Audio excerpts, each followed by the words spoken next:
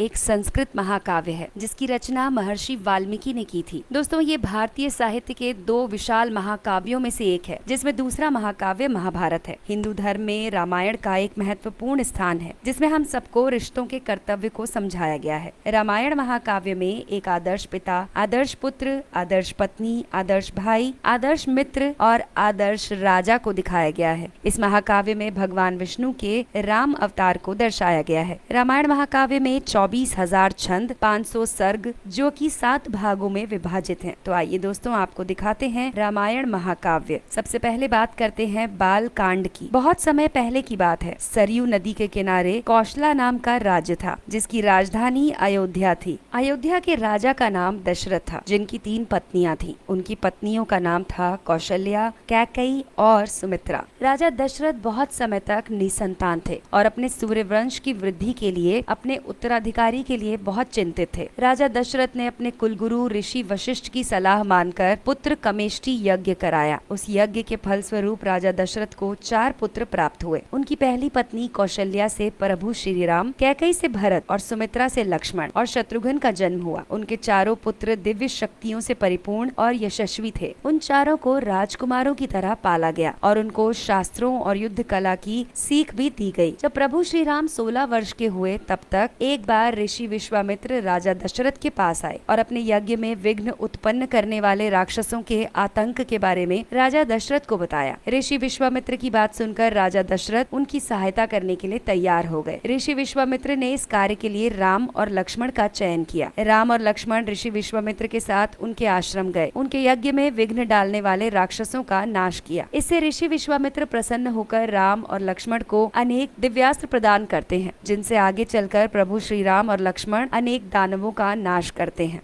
दूसरी तरफ मिथिला नरेश थे, जो कि निसंतान थे। संतान प्राप्ति के लिए वो बहुत चिंतित थे। उन्हें एक गहरे कुंड में एक बच्ची मिली। तब राजा जनक की खुशी का ठिकाना न रहा। राजा जनक उस बच्ची को भगवान का वरदान मानकर अपने महल में ले गए। उन्होंने उसका नाम सीता रखा। राजा जनक अपनी पुत्री सीता को बहुत अधिक प्रेम करते थे। सीता धीरे धीरे बड़ी हुई। सीता गुण और अद्वितीय सुंदरता से परिपूर्ण थी। जब सीता विवाह योग्य हुई, तब राजा जनक अपनी प्रिय पुत्री सीता के लिए उनका स्वयंवर करने लगे। राजा जनक ने सीता के स्वयंवर में शिव का धनुष उठाने का और उस पर प्रत्यंचा चढ़ाने की शर्त रखी। सीता के गुण और सुंदरता की चर्चा पहले ही चारों तरफ फैल चुकी थी। सीता के स्वयंवर की बात सुनकर राजा सीता स्वयंवर में भाग लेने के लिए आने लगे। ऋषि विश्वामित्र भी राम और लक्ष्मण के साथ सीता स्वयंवर में पहुंचे। जब सीता से शादी करने की इच्छा लिए दूर दूर के राजा महाराजा स्वयंवर में एकत्रित हुए, तो स्वयंवर आरंभ हुआ। सारे राजाओं ने शिव धनुष उठाने की कोशिश की, लेकिन उठा नहीं पाए। तब ये देखकर राजा जनक बहुत चिंतित हो गए। तब उन्होंने ऋषि विश्वामित्र से कहा कि वो उनकी चिंता को दूर करें, और ऋषि विश्वामित्र ने अपने शिष्य राम से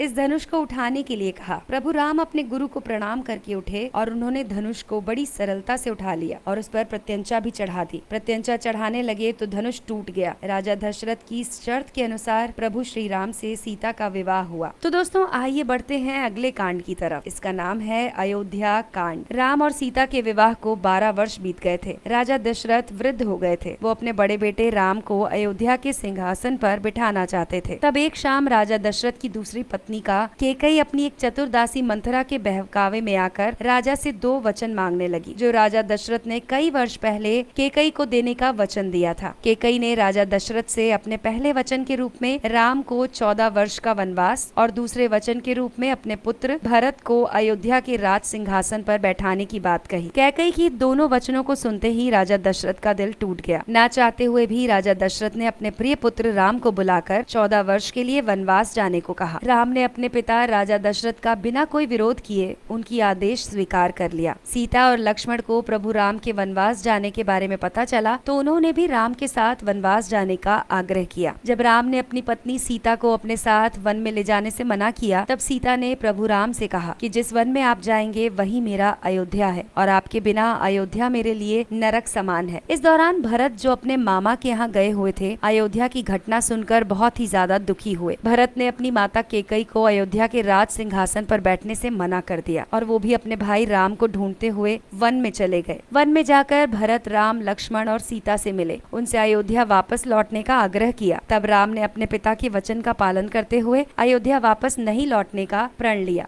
और तब भरत ने भगवान राम की चरण पादुका अपने साथ अयोध्या वापस लेकर उन्हें ही राज सिंहासन पर रख दिया। अब बात करते हैं अरण्य कांड की। भगवान राम के वनवास को 13 वर्ष बीत गए थे। वनवास का अंतिम वर्ष चल रहा था। भगवान राम, सीता और लक्ष्मण गोदावरी नदी के किनारे जा रहे थे। गोदावरी के निकट एक जगह सीता जी को बहुत पसंद आई। उस जगह का नाम था पंचवटी। भगवान राम अपनी पत्नी की भावना को समझते हुए शेष वनवास वहीं बिताने का निर्णय लेने लगे। वहीं पर उन्होंने अपनी कुटिया बनाई। पंचवटी के जंगलों में एक दिन शूर्पणखा नाम की राक्षसी औरत उनके पास पहुंची। लक्ष्मण को अपने रंग रूप से लुभाना चाहती थी, जिसमें वो असफल रही। उसने सीता को मारने का प्रयास किया। तब लक्ष्मण ने शूर्पणखा की नाक और कान काट दिए। इस बात की खबर शूर्पणखा के राक्षस भाई खर को पता चली। वो अपने राक्षस साथियों के साथ राम, लक्ष्मण, सीता की कुटिया पर आक्रमण करने आ गया। तब भगवान राम और लक्ष्मण ने खर और उसके सभी राक्षसों का वध कर दिया। जब इस घटना की खबर शूर्पणखा के दूसरे भाई रावण तक पहुंची, तो उसने राक्षस मारीची की मदद से भगवान राम की पत्नी का अपहरण कर लिया। जब रावण सीता को बलपूर्वक अपने पुष्पक विमान में ले जा रहा था, तो जटायु नाम का गिद्ध उन्हें रोकने की कोशिश करने लगा। जटायु ने माता सीता की रक्षा करने का बहुत प्रयास किया, जिसमें वो प्राण घातक रूप से घायल हो गया। रावण सीता को अपने पुष्पक विमान से उड़ाकर लंका ले गया और राक्षसियों की कड़ी सुरक्षा में लंका के अशोक वाटिका में डाल दिया। फिर रावण ने माता सीता के सामने उनसे विवाह करने की इच्छा प्रकट की, लेकिन माता सीता अपने पति भगवान राम के प्रति समर्पित होने के कारण विवाह के कारण मना कर दिया। इधर भगवान राम और लक्ष्मण माता सीता के अपहरण के बाद उनकी खोज करने लगे। उनकी खोज करते करते वो मिले जटायु से। जटायु ने उन्हें बताया कि लंकापति रावण सीता माता को उठाकर ले गया है। भगवान राम और लक्ष्मण जब माता सीता की खोज कर रहे थे, तब उनकी मुलाकात राक्षस कबंध और परम तेजस्वी साध्वी शबरी से हुई। उन दोनों ने उन्हें सुग्रीव और हनुमान तक पहुंचाया और सुग्रीव से मित्रता करने का सुझाव दिया। आइए बढ़ते हैं किष्किंधा कांड की तरफ। दोस्तों, रामायण में किष्किंधा कांड वानरों के गढ़ पर आधारित है। भगवान राम वहां पर अपने सबसे बड़े भक्त हनुमान से मिले। महाबली हनुमान वानरों में से सबसे महान नायक और सुग्रीव के पक्षपाती थे।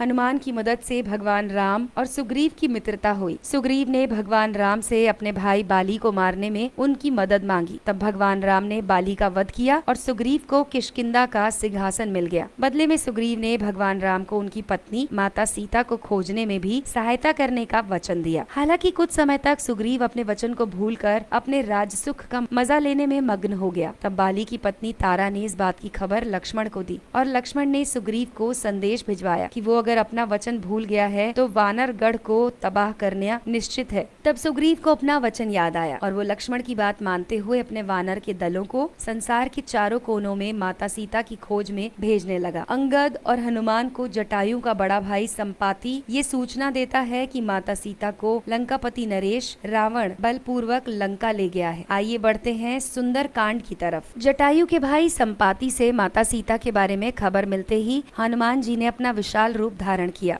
और विशाल समुद्र को पार कर लंका पहुंच गया। हनुमान जी लंका पहुंचकर वहां माता सीता की खोज में लग गए। बहुत खोजने के बाद हनुमान को सीता अशोक वाटिका में मिली, जहां पर रावण की बहुत सारी राक्षसी दासियां माता सीता को रावण से विवाह करने के लिए बाध्य कर रही थी। सभी राक्षसी दासियों के चले जाने के बाद हनुमान माता सीता तक पहुँचे और उनको भगवान राम की अंगूठी देकर अपने राम भक्त होने की पहचान कराई। हनुमान जी ने माता सीता को भगवान राम के पास ले जाने को कहा, लेकिन माता सीता ने यह कहकर इनकार कर दिया कि भगवान राम के अलावा वो किसी और के साथ नहीं जाएंगी। माता सीता ने कहा कि प्रभु राम उन्हें खुद लेने आएंगे और अपने अपमान का बदला लेंगे। हनुमान जी माता सीता से आज्ञा लेकर अशोक वाटिका में पेड़ों को उखाड़ना और तबाह करना शुरू कर देते हैं। इसी बीच हनुमान जी रावण के पुत्र अक्षय कुमार का भी वध कर देते हैं। रावण का दूसरा पुत्र मेघनाद हनुमान जी को बंदी बनाकर रावण के समक्ष हाजिर करता है। हनुमान जी रावण के दरबार में रावण के समक्ष राम की पत्नी सीता को छोड़ने के लिए रावण को समझाते हैं। रावण क्रोधित होकर हनुमान जी की पूंछ में आग लगाने का आदेश देता है। हनुमान जी की पूंछ में आग लगते ही वो उछलते हुए महल से दूसरे महल महल एक छत से दूसरी छत पर जाकर पूरी लंका नगरी में आग लगा देते हैं और वापस विशाल रूप धारण कर किष्किंधा पहुंच जाते हैं। वहां पहुंचकर हनुमान जी भगवान राम और लक्ष्मण को माता सीता की सारी सूचना देते हैं। इसके बाद है दोस्तों लंका कांड, जो कि युद्ध कांड के नाम से भी जाना जाता है। भगवान राम की सेना और रावण की सेना के बीच युद्ध को दर्शाया गया है। भगवान राम को जब अपनी पत्नी माता सीता की सूचना हनुमान से प्राप्त होती है, तब भगवान राम और लक्ष्मण अपने साथियों के साथ दक्षिणी समुद्र के किनारे पहुंचते हैं। भगवान राम की मुलाकात रावण के भेदी भाई विभीषण से होती है, जो रावण और लंका की पूरी जानकारी भगवान राम को देता है। नल और नील नामक दो वानरों की सहायता से पूरा वानर दल मिलकर समुद्र को पार करने के लिए राम सेतु का निर्माण करते हैं, ताकि भगवान राम और उनकी वानर सेना लंका तक पहुंच सके। लंका पहुंचने के बाद भगवान राम और लंकापति रावण का भीषण युद्ध होता है, जिसमें भगवान राम रावण का वध कर देते हैं। इसके बाद प्रभु राम ने विभीषण को लंका का सिंहासन दिया। भगवान राम माता सीता से मिलने पर उन्हें अपनी पवित्रता सिद्ध करने के लिए अग्नि परीक्षा से गुजरने को कहते हैं, क्योंकि प्रभु राम माता सीता की पवित्रता के लिए फैली अफवाहों को गलत साबित करना चाहते हैं। जब माता सीता अग्नि में प्रवेश करती हैं, तो उन्हें कोई नुकसान नहीं होता। अब भगवान राम, माता सीता और लक्ष्मण वनवास की अवधि समाप्त कर अयोध्या लौट जाते हैं। अयोध्या में बड़े ही हर्षोल्लास के साथ भगवान राम का राज्याभिषेक होता है। इस तरह से राम राज्य की शुरुआत होती है। आइए बढ़ते हैं उत्तरकांड की तरफ। दोस्तों, उत्तरकांड महर्षि वाल्मीकि की वास्तविक कहानी का अंश माना जाता है।